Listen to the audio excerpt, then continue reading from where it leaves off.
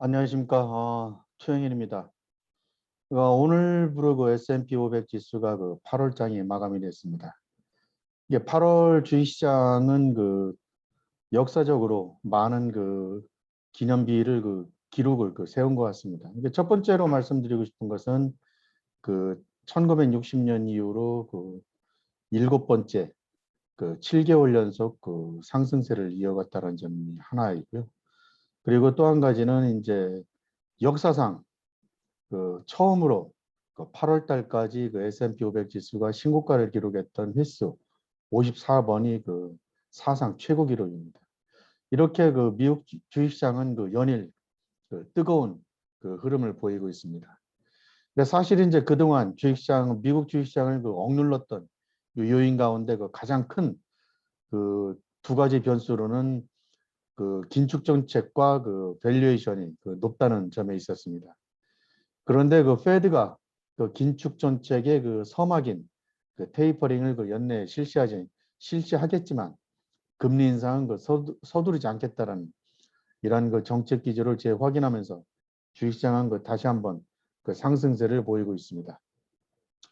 그동안 S&P 500 지수는 근본을 포함해서 두 차례의 위기가 있었다고 볼 수 있겠습니다. 첫 번째는 재정 정책과 통화 정책을 모두 다 사용하면 미국 경제는 다시 한번 침체에 빠질 수 있다. 이로 인해서 스태그플레이션이나 디스인플레이션이 발생할 가능성도 있다. 이러한 우려감들이 제기됐던 것들이 사실입니다.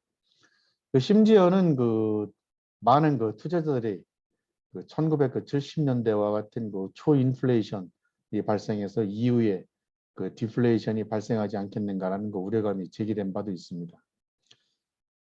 그렇지만 8월 들어서 바이든 대통령이 제시한 1조 달러 규모의 인프라 투자 계획안이 상원을 통과하면서 주식시장은 다시 한번 상승 동력을 찾게 됐습니다. 실질적으로 미국 주식시장이 이러한 흐름들을 볼 수 있었던 이유는 아까 말씀드린 유동성이라든가 아니면 펀더멘탈 강화에 있다고 볼 수 있겠는데요. 그렇지만 이제 기본적으로는 앞서 말씀드린 대로 통화 정책이 가장 밑받침이 된 것이 아닌가 이런 생각은 해보고 있습니다. 두 번째 위기는 앞서 말씀드렸지만 통화 긴축 정책에 대한 언급이 있을 것이고 이에 대한 우려감으로 인해서 주식시장이 큰 폭의 조정을 받을 수 있지 않겠는가라는 그런 우려감이었습니다. 그렇지만 앞서 말씀드린 대로 잭슨 홀 미팅이 무난히 끝나면서 시장에서는 테이퍼링이 실시돼도 텐츄럼이 없는 그런 테이퍼링이 되지 않겠느냐 이런 안도감이 들면서 주식시장이 상승세로 이어진 것입니다. 실질적으로 이제 주식시장은 밸류에이션을 의미하는 S&P 500 지수 PER이 현재 35 수준에 위치하고 있습니다. 이는 역대 세 번째로 높은 그런 기록입니다. 이런 상황에서 미국 주식시장에서는 과거의 잣대로는 설명이 되지 않는 상황이 벌어지고 있습니다. 일부에서는 긍정적으로 뉴노멀이라고 표현을 하고 있습니다.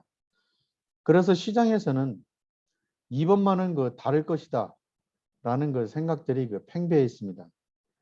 오늘은 이와 관련된 지표 한 가지를 소개하려고 합니다. 제목에 이번만은 다를 것이다 라고 소개했던 부분들에 대해서 구체적으로 좀 설명할까 합니다.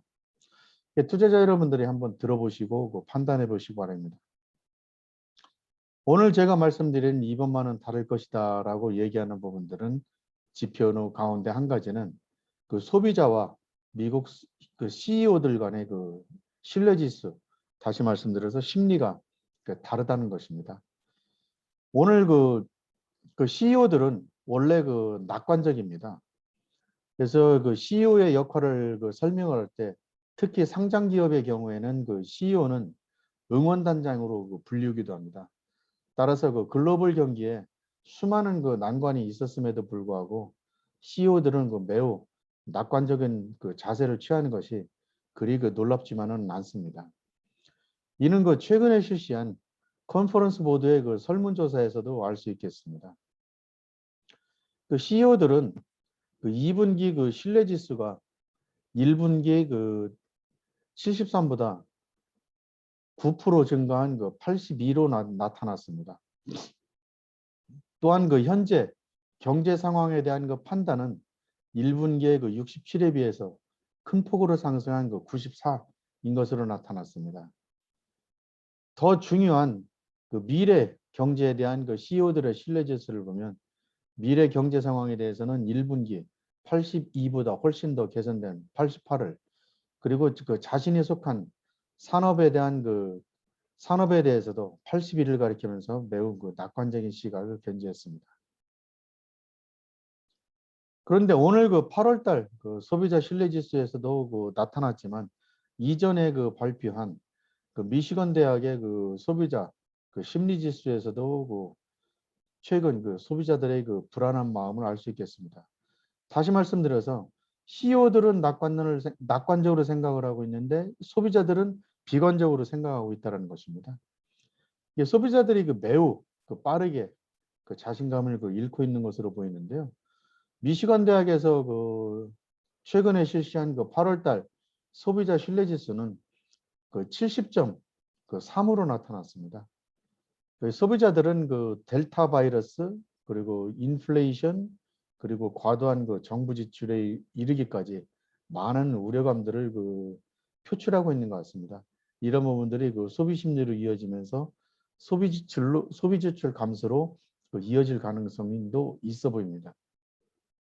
어쨌든 이와 같이 그 CEO들과 그 소비자들과 그 투자 심리가 각기 다르게 나타나는 그 일종의 그 다이버전스는 과거의 그 기록을 보면 그 경기 침체의 그 전조로도 그 해석할 수 있는 부분입니다.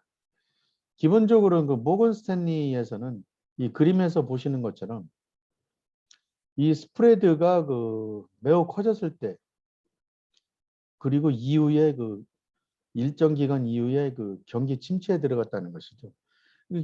실질적으로 스프레드만 보지 않더라도 아까 말씀드렸지만 그 소비자들이 그 그러니까 소비자 그 심리가 그 약화되면 소비 지출 감소로 이어지기 때문에 이 부분은 결국은 경기 침체로 이어질 수 있는 그 전조이기 때문에 이런 그 패턴들이 나타난 것이 아닌가, 이런 그 생각을 해보고 있습니다.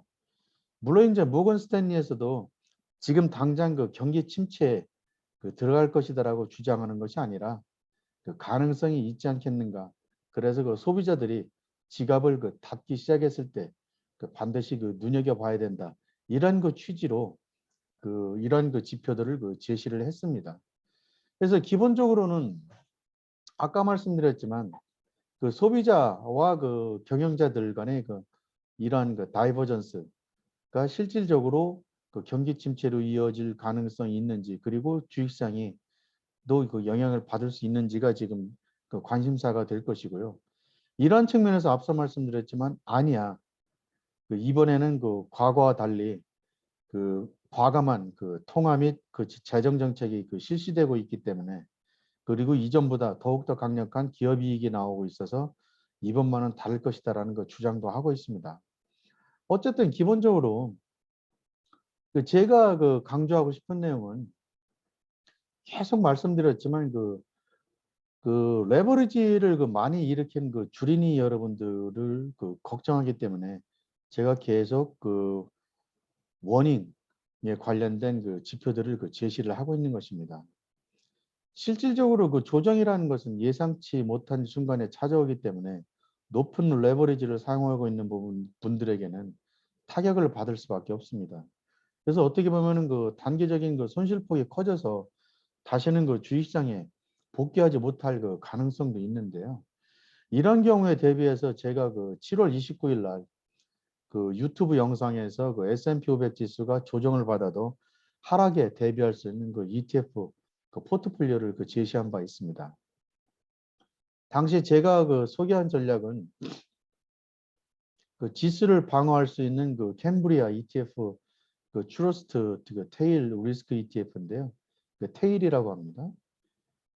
그리고 이제 엑스아웃이라는 그 새로운 그 S&P 500 지수를 그 대표하는 이런 그 ETF 두 가지를 결합한 그 포트폴리오를 그 제시한 바 있습니다. 제가 그 백테스팅을 통해서 90대 10, 다시 말씀드려서 엑스아웃의 90, 테일의 그 10을 그 결합한 포트폴리오가 가장 그 방어력은 다소 떨어졌지만 그 장기적으로는 그 수익률이 더 높았다.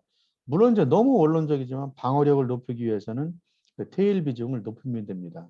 그 이전 그 유튜브 영상을 보시면 아시겠지만 테일 비중을 30%까지 늘렸을 경우에 이 방어력이 상당히 높았던 것을 알 수 있는데, 근데 결국은 이후에 그 수익률은 그 90대 10 포트폴리오가 그 훨씬 더 높았던 점을 알 수 있겠습니다.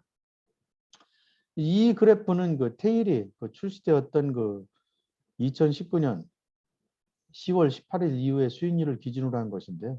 이것은 단순 수익률로 비교를 한 것입니다. 이게 누적 수익률로 비교를 해보면 아마 이거보다 현저하게 더 아웃퍼폼의 그 차이가 날 것으로 보입니다. 어쨌든 현재까지 제가 어제까지 그 계산을 해본 건데요. 10% 정도 그 아웃퍼폼을 하고 있습니다. 성공적으로 매 국면마다 그 방어력을 가지면서 하락 국면마다 그 방어력을 가지면서 착실하게 수익률을 누적했다고 볼 수 있겠습니다. 지수가 상승하면 상승할수록 조정 가능성은 커집니다. 그러나 시점은 모릅니다.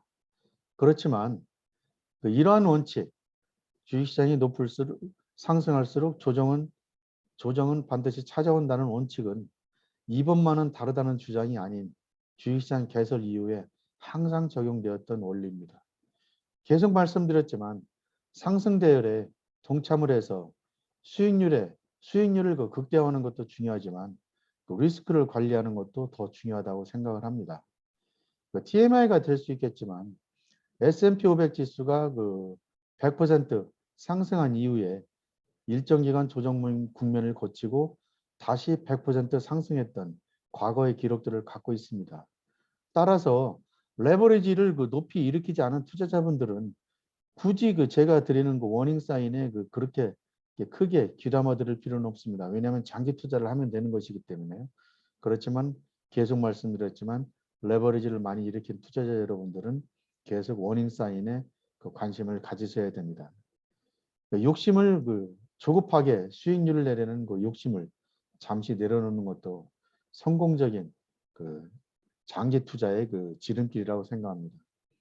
부디 그 적절한 리스크 관리를 통해서 반드시 부자가 되시기를 오늘도 기원하겠습니다. 감사합니다.